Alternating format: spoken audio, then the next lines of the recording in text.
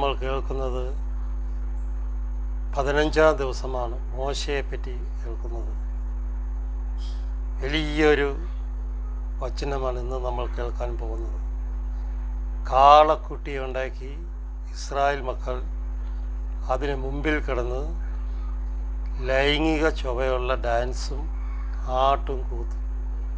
കർത്താവ് അത് കണ്ടിട്ട് കോപാകുലനായി മോശയോട് പറഞ്ഞു, നീ വേഗം താഴേക്ക് ഇറങ്ങിച്ചെല്ലുക. ആ വചനം നമുക്കൊന്ന് ശ്രമിക്കാം. പുറപ്പാട് പുസ്തകം 32-ാം അധ്യായം 1 മുതലുള്ള തിരുവചനം. Ave Maria. മോശ മലയിൽ നിന്ന് ഇറങ്ങി വരാൻ താമസിക്കുന്നത് കണ്ടപ്പോൾ ഇവർ മരുഭൂമിയിലൂടെയുള്ള യാത്രയിൽ പോകുമ്പോൾ മോശ ഇടയ്ക്ക് വെച്ച് മലയിലേക്ക് കയറിപ്പോകും. ആരോടും പറയില്ല, അഹ്റോനോടും പറയില്ല.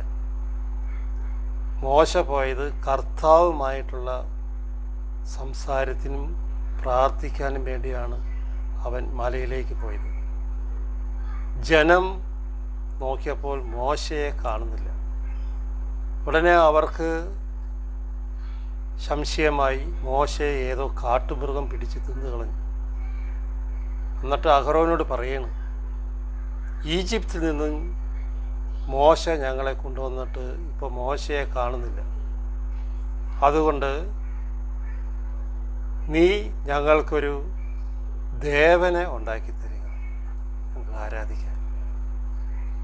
അങ്ങനെ അവർ ഒരു കാളക്കുട്ടിയെ വാർത്തെടുക്കുകയാണ് അഹ്റോൻ. ഹല്ലേലൂയ. ജനം അഹ്റോൻ്റെ ചുറ്റും കൂടി പറഞ്ഞു. അഹ്റോൻ പുരോഹിതനാണ്. പക്ഷെ അഹ്റോൻ കർത്താവിൻ്റെ സ്വരം കേട്ടിട്ടില്ല, കർത്താവിനെ പറ്റി അറിയാമില്ല. പുരോഹിതനാണ്, പക്ഷെ മോശ കേട്ടു, മോശ കർത്താവിനെ അറിഞ്ഞു. രണ്ടുപേരുടെയും വ്യത്യാസം നോക്കിക്കോളണം. അങ്ങനെ ഈ മോശ മലയിലേക്ക് പോയപ്പോൾ അഹ്റോനോടും പറഞ്ഞില്ല, ഈജിപ്തിൽ നിന്നും ഇറക്കിക്കൊണ്ടുവന്ന ഇസ്രായേൽ മക്കളോടും ആരോടും പറയാണ്ട് അവൻ ഒറ്റയ്ക്ക് മലയിലേക്ക് പോയി. കർത്താവിൻ്റെ സന്നിധിയിൽ പ്രാർത്ഥിക്കാൻ വേണ്ടി പോയതാണ്. ഞങ്ങളെ നയിക്കാൻ വേഗം ദേവന്മാരെ ഉണ്ടാക്കി തരിക.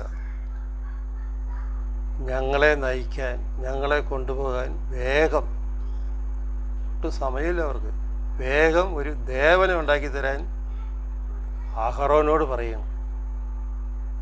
മനുഷ്യൻ്റെ സ്വഭാവമാണ് കാണുന്നത്. കണ്ട, ഞങ്ങളെ ഈജിപ്തിൽ നിന്നും കൊണ്ടുവന്ന മോശ എന്ന മനുഷ്യനെ എന്ത് സംഭവിച്ചുവെന്ന് ഞങ്ങൾക്ക് അറിയില്ല. മോശയാണ് ഇവരെ കൊണ്ടുവന്നിരിക്കുന്നത്. പല സ്ഥലത്തു നിന്ന് വെള്ളമൊക്കെ കൊടുത്ത് ഭക്ഷണമൊക്കെ കൊടുത്ത് ഇങ്ങനെ ഈജിപ്തിൽ നിന്ന് കൊണ്ടുവന്നിരിക്കുകയാണ്. ചെങ്കടൽ രണ്ടാക്കി വിളിച്ച് കർത്താവ് ഇസ്രായേൽ മക്കളെ മോചിപ്പിച്ച് കൊണ്ടുവരികയാണ്. അപ്പം ഇവിടെ വന്നപ്പോൾ മോശ മലയിലേക്ക് പോയത് ഇവരറിഞ്ഞില്ല. പ്രാർത്ഥിക്കാനാണ് പോയത്. ഇവർ പറയണ കണ്ട, വേഗം താമസിക്കണ്ട, വേഗം ഒരു ദേവനെ ഉണ്ടാക്കി തരിക ആരാധിക്കാൻ. അഹ്റോൻ പറഞ്ഞു, നിങ്ങളുടെ ഭാര്യമാരുടെയും പുത്രന്മാരുടെയും പുത്രിമാരുടെയും കാതിലുള്ള സ്വർണങ്ങൾ ഊരിയെടുത്ത് എൻ്റെ അടുത്ത് കൊണ്ടുവരുവിൻ. സ്വർണമെന്ന് അവൻ ചോദിച്ചത് അഹ്റോൻ. എല്ലാവരുടെയും കാതിലും കഴുത്തിലും കയ്യിലും മോതിരമൊക്കെ കിടക്കണതൊക്കെ സ്വർണ്ണം ഊരി തരാൻ പറഞ്ഞു, ദേവനെ ഉണ്ടാക്കാൻ. ജനം താങ്കളുടെ കാതുകളിൽ നിന്നും സ്വർണം, വള, മാലകൾ അഹ്റോൻ്റെ മുൻപിൽ കൊണ്ടുവന്ന് കൊടുത്തു. അഹ്റോൻ്റെ കയ്യിൽ കൊണ്ടുവന്ന് കൊടുത്തു. അഹ്റോൻ എന്താ ചെയ്തത്? അവനത് വാങ്ങി മുശയിൽ ഒരുക്കി ഒരു കാളക്കുട്ടിയെ വാർത്തെടുത്തു. ഒരു ചൂള തീ മുശയിൽ അങ്ങോട്ടൊക്കെ ഇട്ടിട്ട് പുറത്തോട്ട് വന്നപ്പോൾ ഒരു കാളക്കുട്ടിയായിട്ട് വന്നു. അവനെടുത്തതല്ല, അവനാ തീയിലേക്ക് സ്വർണ്ണം അങ്ങോട്ട് ഇട്ടായിരുന്നു. പുറത്തോട്ട് വന്നത് ഒരു ദേവനാ, കാളക്കുട്ടി വാർത്തെടുത്തു. അപ്പോൾ അവർ വിളിച്ചു പറഞ്ഞു, ഇസ്രായേലേ, ഇതാ ഈജിപ്തിൽ നിന്നും കൊണ്ടുവന്ന ദേവന്മാർ.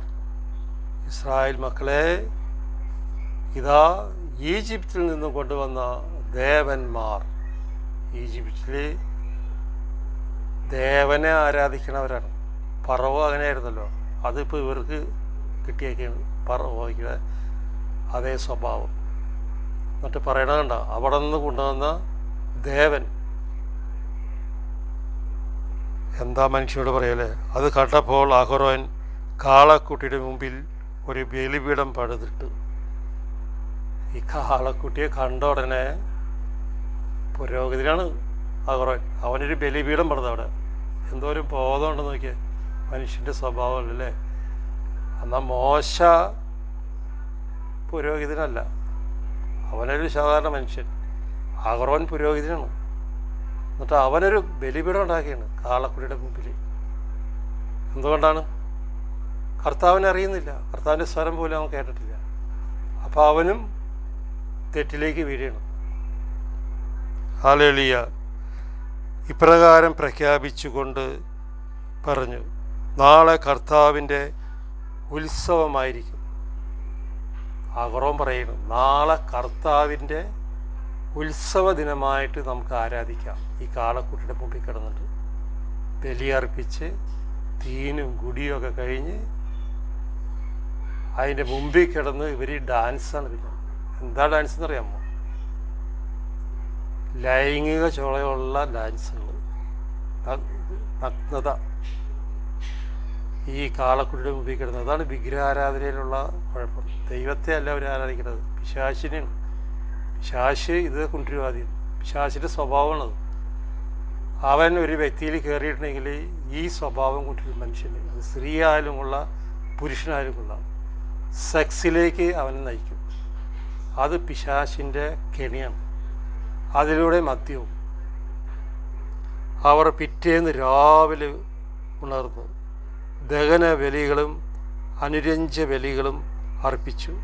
രാവിലെ എഴുന്നേറ്റ് അഹരോൻ പറഞ്ഞതുപോലെ ഈ കാളക്കുട്ടിയുടെ മുമ്പിൽ ബലിയർപ്പിച്ചു. അഹരോൻ ബലിയർപ്പിച്ച് എന്താണ് നോക്കണേ അല്ലേ? ദൈവമായ കർത്താവിനെ വിട്ടിട്ട് ഒറ്റ നിമിഷം കൊണ്ട് ദൈവമായ കർത്താവിനെ വിട്ട് കളഞ്ഞിട്ട് ബാലിനെ ആരാധിക്കുന്നു, പിശാചിനെ ആരാധിക്കുന്നു. ദൈവമായ കർത്താവ് എങ്ങനെയെല്ലാം അവരെ കൊണ്ടുവന്നത്? ഈജിപ്തിൽ നിന്ന്, ഫറവോയുടെ അണ്ടറിൽ നിന്നും ചെങ്കടൽ ഉണ്ടാക്കി, പാതയൊരുക്കി, കാടപ്പക്ഷിയും അപ്പമൊക്കെ കൊടുത്ത്, കുടിക്കാൻ വെള്ളം കൊടുത്ത് അവരെ കൊണ്ടുവരികയാണ്. തേനും പാലും ഒഴുകുന്ന കാനാൻ ദേശത്തേക്ക്. ജനം തീനും കുടിയും കഴിഞ്ഞു, വിനോദത്തിൽ ഏർപ്പെട്ടു. തീനും കുടിയും കഴിഞ്ഞു, തിന്നുകയും ചെയ്ത്, നല്ല ബലിയർപ്പിച്ച് കഴിഞ്ഞിട്ട് നന്നായിട്ട് കഴിച്ച് ഭക്ഷണമൊക്കെ കഴിച്ചിട്ട് കുടിയും. മദ്യമായിരിക്കും ചിലപ്പോൾ, അവിടെ നിങ്ങൾക്ക് ഒപ്പിച്ചിട്ടുണ്ടാവും. അതും കഴിഞ്ഞു. അതിനുശേഷം എന്താണെന്ന് നോക്കിയേ, വിനോദങ്ങളിൽ ഏർപ്പെട്ടു. എന്താണെന്നാ വിനോദങ്ങൾ എന്ന് പറയുന്നത്? ലൈംഗിക ആസക്തി. മനുഷ്യന് പറയാൻ കൊള്ളില്ല, അതുപോലെയാണ് അവർ കാണിച്ചത്. അതിൻ്റെ ഒരു ഫിലിം കണ്ടാൽ നമുക്ക് മനസ്സിലാവും. ആ കാളക്കുട്ടിയുടെ മുമ്പിൽ കിടന്നുണ്ട് സ്ത്രീയും പുരുഷനും കിടന്നുണ്ട് അട്ടഹസിക്കുകയാണ്. നഗ്നത, ലൈംഗികത. കർത്താവ് മോശയോട് അരുളി ചെയ്തു, ഉടനെ താഴേക്ക് ചെല്ലുക. കർത്താവ് ഇത് കാണുകയാണ്. അവൻ്റെ കണ്ണ് 10,000 മടങ്ങ് സൂര്യനേക്കാൾ പ്രകാശമുള്ളതാണ് യേശുവിനെ. മോശ അറിയുന്നില്ല. മോശയോട് കർത്താവ് സ്വരത്തിലൂടെ പറഞ്ഞു, നീ വേഗം താഴേക്ക് ഇറങ്ങിച്ചെല്ലുക, എൻ്റെ ജനം കാണിക്കണേ എന്താണെന്ന് നീ പോയി കാണുക. മോശ അവിടുന്ന് ശ്വാസം പോലും എടുക്കാണ്ട് ഓടി വരികയാണ്. നീ ഈജിപ്തിൽ നിന്നും കൂട്ടിക്കൊണ്ടുവന്ന നിന്റെ ജനം താങ്കളെ തന്നെ ദുഷിച്ചിരിക്കുന്നു. യേശു ഇവിടെ ഒരു വാക്ക് ശ്രദ്ധിച്ചോളണം. യേശു പറഞ്ഞാൽ എൻ്റെ മക്കൾ എന്നാണ് ഈജിപ്തിലെ ഇസ്രായേൽക്കാരുടെ അടുത്ത് പറഞ്ഞത്. അവരെ വിട്ടയക്കാൻ പറഞ്ഞു. ഇവർ പാപം ചെയ്തപ്പോൾ എന്താ പറഞ്ഞത്? നീ ഇസ്രായേലിൽ നിന്നും കൂട്ടിക്കൊണ്ടുവന്ന നിന്റെ ജനം. കർത്താവ് അവിടെ കൈയൊഴിയും. നീ ഇസ്രായേലിൽ നിന്നും കൂട്ടിക്കൊണ്ടുവന്ന നിന്റെ ജനം, ഇത് എൻ്റെ മക്കൾ എന്നാണ് കർത്താവ് അവിടെ പറഞ്ഞിരുന്നത്. എൻ്റെ മക്കളെ, ഇസ്രായേൽ മക്കളെ വിടിവിക്കാൻ ഫറവോയോട് നീ പറയുക എന്ന് പറഞ്ഞു മോശയോട്. അങ്ങനെ എൻ്റെ ജനമായിട്ടാണ് യേശുനാഥൻ കൂട്ടിക്കൊണ്ടുവന്നത്. പാപം ചെയ്തു കഴിഞ്ഞപ്പോൾ അവരെ അവിടെ നിന്ന് അകന്നുപോയി. ഉടനെ ഇതുപോലൊരു സംഭവം നടക്കുന്നുണ്ട് ഉൽപ്പത്തി പുസ്തകത്തിൽ. അവന് ചേർന്ന് ഇണയെ കൊടുത്ത് അവൻ ഉറങ്ങി എഴുന്നേറ്റപ്പോൾ അവൻ്റെ ഭാര്യ നിൽക്കണ കണ്ടപ്പോൾ അവനും പറഞ്ഞു, എൻ്റെ അസ്ഥിയുടെ അസ്ഥിയും മച്ചയുടെ മച്ച എന്നൊക്കെ പറഞ്ഞ് അവൾ പുകഴ്ത്തി. തിന്നരുതെന്ന് പറഞ്ഞ പഴം തിന്നപ്പോൾ അവൻ പറഞ്ഞ വാക്കെന്താണ്? നീ എനിക്ക് തന്ന സ്ത്രീ എന്നാണ്. നീ എനിക്ക് തന്ന സ്ത്രീ. ആദ്യം പറഞ്ഞത് എന്താണ്? ആദ്യം പറഞ്ഞത് എൻ്റെ കരളെ, എൻ്റെ ശങ്കയെ, പൊന്നെ എന്നൊക്കെയാണ് അവൻ പറഞ്ഞത്.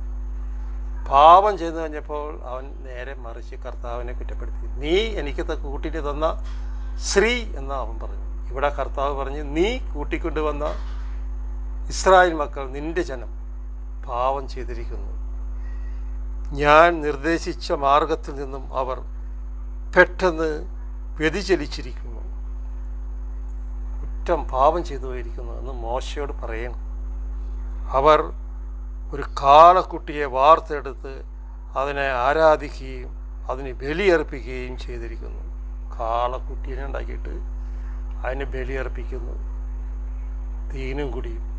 ഞാനൊന്ന് ചോദിക്കട്ടെ, ഈ കാളയും ഈ കാളക്കുട്ടിയും കർത്താവുമായിട്ട് വല്ല ബന്ധമുണ്ടോ?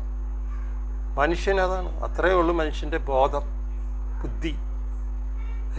ദൈവത്തെ അറിയാതെ കാളക്കുട്ടിയുടെ മുമ്പിൽ കിടന്നിട്ട് അവർ ചെയ്യണത് എന്താണെന്ന്, ഇസ്രായേലെ, നിന്നെ ഈജിപ്തിൽ നിന്നും കൊണ്ടുവന്ന ദേവന്മാർ ഇതാ എന്ന് അവർ പറഞ്ഞിരിക്കുന്നു. കർത്താവ് പറയുന്നു, ഇവർ പറയണതെല്ലാം കർത്താവ് കേൾക്കണം. ഇതാ ഈജിപ്തിൽ നിന്നും ഞങ്ങൾ കൊണ്ടുവന്ന ദേവന്മാർ. ഫറവോയുടെ കീഴിലായിരുന്നപ്പോൾ അവൻ്റെ ആരാധന ഏതായിരുന്നു? വിഗ്രഹാരാധനയായിരുന്നു ഫറവോ. അത് കൊണ്ടുവന്നൊക്കെയാണെന്നാണ് ഇവർ പറയണത്. ഹല്ലേലൂയ. കർത്താവ് മോശയോട് അരുളി ചെയ്തു, അവർ ദുഷ്ടരായ ഒരു ജനമാണെന്ന് ഞാൻ കണ്ടു കഴിഞ്ഞു. ദൈവഭയമില്ലാത്ത ഒരു അഹങ്കാരികൾ എന്നാണ് പറയാം. ഞാൻ കണ്ടു കഴിഞ്ഞെന്ന് കർത്താവ് മോശയോട് പറയും. അതിനാൽ എന്നെ തടയരുത്, എൻ്റെ ക്രോധം ആളിക്കത്തി അവരെ ഞാൻ വിഴുങ്ങിക്കളയട്ടെ. കർത്താവ് പറയുന്നത്, എൻ്റെ കോപം അങ്ങോട്ട് ആളിക്കത്തി അവരെ ഞാൻ വിഴുങ്ങിക്കളയട്ടെ എന്ന് ദൈവമായ കർത്താവ് പറയുന്നു. എന്നാൽ നിന്നിൽ നിന്നും ഒരു വലിയ ജനതയെ ഞാൻ പുറപ്പെടുവിക്കും. മോശ ദൈവമായ കർത്താവിനോട് കരുണയാചിച്ചു പറഞ്ഞു. മോശ അവിടെ കാല് പിടിക്കണം, ഇവരൊന്നും ചെയ്യരുത്, തെറ്റിപ്പറ്റിപ്പോയി. അങ്ങനെ കണ്ടുകൊണ്ട് മോശ താഴേക്ക് വരുമ്പോൾ അവൻ കണ്ട കാഴ്ച കർത്താവ് പറഞ്ഞ വാക്കുകൾ തന്നെ. Ave Maria, praise the Lord.